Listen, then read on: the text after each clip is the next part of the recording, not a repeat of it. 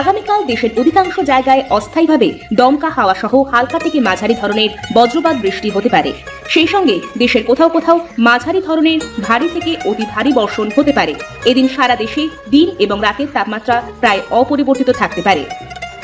নে আবহাওয়ার সংবাদ তো শোনা হয়ে গেল, এখন আর রেডিও শুনে লাভ নেই।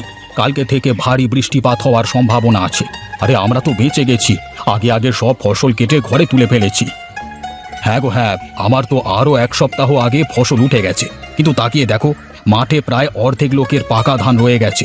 কাল থেকে যদি ভারী বৃষ্টি হয় তাহলে তো মানুষের বিপদের কোনো শেষ থাকবে না গো। তাই তো দেখছি রে, কিন্তু মানুষ তো একদিনের মধ্যে কি করে তাদের ফসল ঘরে নেবে বল দেখি। মানুষ এবার ফসল নিয়ে ভালোই কাড্ডায় পড়বে, বুঝলি। হ্যাঁ গো, মানুষের আর কি করবার আছে বলো, বিধাতা যা করবার তা তো করবেন।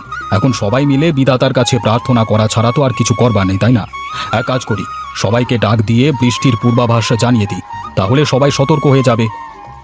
সতর্ক হয়েও খুব একটা লাভ হবে বলে মনে হয় না। তারপরেও দেখ, মানুষকে ডেকে যদি কোনো উপকার হয় এতে করে, তবে তো বেশ ভালোই হবে।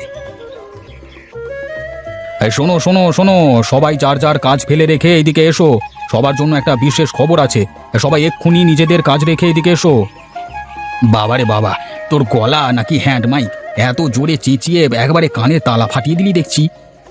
ও আমার পারিবারিক গুণ চাচা, আমাদের বংশের সবারই এগুণ আছে, আমাদের জোরে কথা বলতে মাইক লাগে না।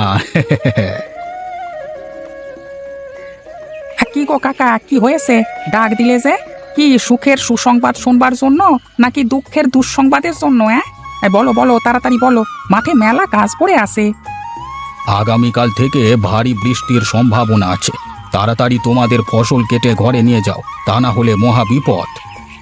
কি জ্বালা কি জ্বালা, এই 2 বিঘা পাকা ধান এক বেলাতে কি করে কেটে বাড়িতে নিয়ে যাব বলো দেখি? আর না নিতে পারলে তো ফসল নষ্ট হয়ে যাবে গো। পাকা ধান বৃষ্টির পানি পেলেছে, আর পাওনা হবে না সে ধান। যাও যাও, সবাই পকেট থেকে টাকা খসিয়ে হাটে গিয়ে কামলা নিয়ে এসে কাজে লাগাও, যদি তোমাদের ধান বাঁচাতে চাও তবে। হ্যাঁ গো হ্যাঁ, তাই করি, সবাই তাই করি, তাছাড়া যে আর উপায় নাই। এত কষ্টের ফসল যে করি হোক না কেন বাঁচাতে তো হবেই।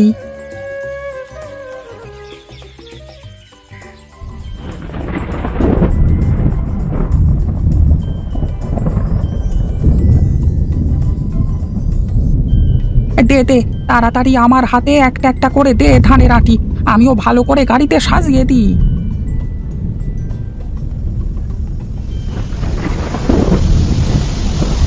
এই রে, জোরে বৃষ্টি শুরু হয়ে গেল যে, এই তাড়াতাড়ি করে ধানগুলো নিয়ে বাড়িতে চল। কি কথা, চিন্তিত দেখাচ্ছে কেন তোমাকে? কি হয়েছে?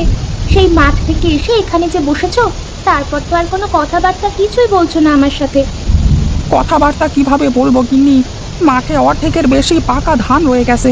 এমনিতেই আমাদের জমিটা অনেক নিচু, শুধু আমাদের জমিটা না, মাঠটাই তো অনেক নিচু জায়গায়। হালকা বৃষ্টি হলেও ওখানে অনেক পানি বেঁধে থাকে। পাকা ধানের মধ্যে যদি পানি বেঁধে থাকে তাহলে তো ধানগুলো সব নষ্ট হয়ে যাবে। চিন্তা করে আর কি করবে বলো? যা হবার তা তো হবেই। এত চিন্তা করে শরীর খারাপ করে কোনো লাভ আছে বলো? বিধাতা বিপদ দিয়েছেন, বিধাতাই উদ্ধার করবেন। তুমি এত চিন্তা করো না তো, দেখবে সব ঠিক হয়ে যাবে।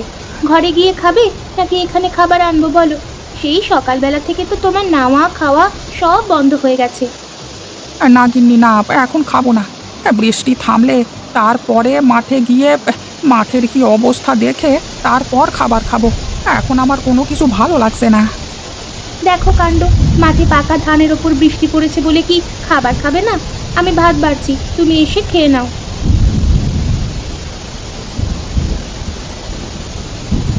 কোথায় গো? তাড়াতাড়ি এসো, খেয়ে নাও। তুমি খেলে আমি একটু স্নান করতে যাব। তাড়াতাড়ি এসো, আমার অনেক কাজ পড়ে আছে। না, এই মেয়েটাকে নিয়ে আর পারি না। গিন্নিটা দিন দিন এত জিদ্দি হচ্ছে না, যা বলবে তা করিয়েই সারবে। যাই যাই, সে একবার যখন বলেছে তার মানে ভাত খাইয়েই সারবে আমাকে। এখানে বসে থেকে লাভ নেই, তাড়াতাড়ি গিয়ে ভাত খেয়ে আসি।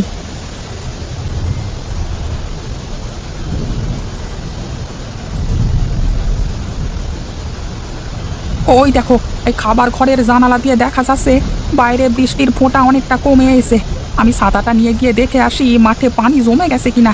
যদি মাঠে পানি জমে না যায় তাহলে তো বেঁচে গেলাম, আর পানি জমে গেলে তো সব শেষ গো। আচ্ছা ঠিক আছে, যাও যাও, তাড়াতাড়ি ফিরে আসবে কিন্তু।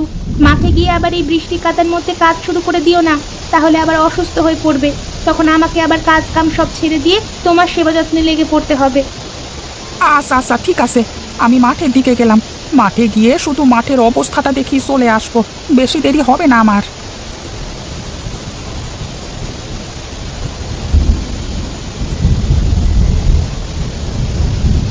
যাক বাবা, বাঁচা গেল। মাঠে তো তেমন পানি জমেনি। যদি আর বৃষ্টি না হয় তাহলে কালকে সকাল থেকে আবার ধান কাটতে পারবো। যাই যাই, এখন এখানে থেকে আর কোনো কাজ নেই, বাড়িতে ফিরে যাই। আরে সে কি, বাড়ির উঠানে এত পানি জমে আছে কেন? রাতে কি বৃষ্টি হয়েছে তাহলে? ইস, কি ঘুমটাই না ঘুমিয়েছি যে রাতে বৃষ্টি হয়েছে সেটাও টের পাইনি। গিন্নি, ও গিন্নি, কোথায় গেলে গো? তাড়াতাড়ি এদিকে এসে শুনে যাও। হ্যাঁ বলো, কি হয়েছে? সকাল সকাল উঠে চেঁচামেচি করছো কেন? খাবার খাবে? খাবার দেবো তোমাকে। আরে না গিন্নি, বাড়ির উঠানে পানি জমে আছে দেখছি। রাতে খুব বৃষ্টি হয়েছে নাকি? হ্যাঁ হ্যাঁ, রাতে তো প্রচন্ড বৃষ্টি হয়েছে। শুনলাম মাঠ ঘাট সব নাকি তলিয়ে গেছে, ফসলের মাথা পর্যন্ত দেখা যাচ্ছে না, এত পানি হয়েছে নাকি। হায় হায় হায় হায়, আমার কি সর্বনাশ হয়ে গেল। এখন আমি কি করব? এতদিন ধরে পরিশ্রম করা, শেষ পর্যন্ত ফসল কিনা ঘরে ওঠাতে পারলাম না গো। চিন্তা করো না, বিধাতা একটা না একটা উপায় ঠিক বের করে দেবে। কথায় আছে না, দুঃখের পরেই সুখ আসে। এসো, তুমি কটা খেয়ে নাও, আমি খেতে দিই তোমায়। না গো গিন্নি, আমি মাঠে যাব আগে, গিয়ে দেখে আসি মাঠের কি অবস্থা, তারপরে না হয় খাওয়া যাবে।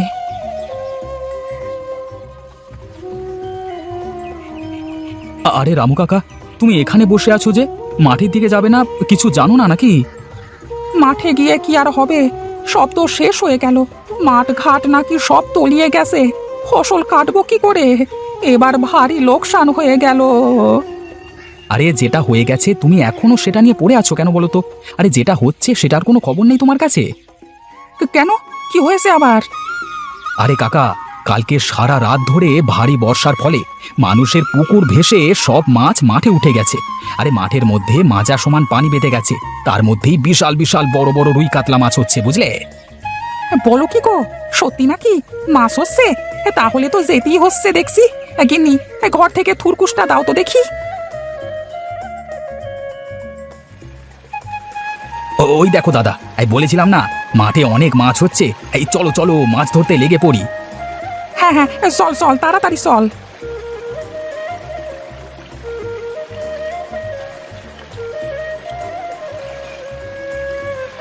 আরে কানাই, তা থাক রে, আমি গেলাম। ওরে বাবা, মাছে আমার হাঁড়ি ভর্তি হয়ে গেছে। আচ্ছা আচ্ছা ঠিক আছে, যাও যাও, আমি আর কটা মাছ মেরে তারপর আসবো।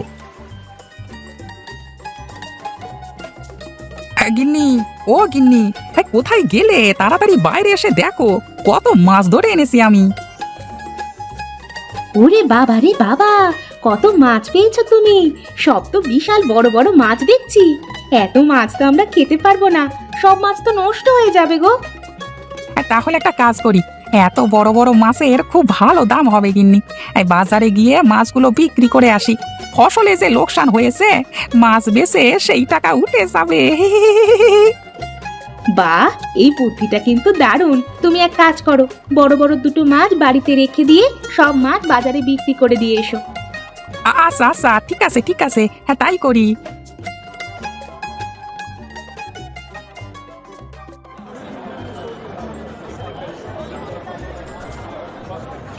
আসলেই এই জন্যই লোকে বলে, বিধাতা যা করে মঙ্গলের জন্যই করে।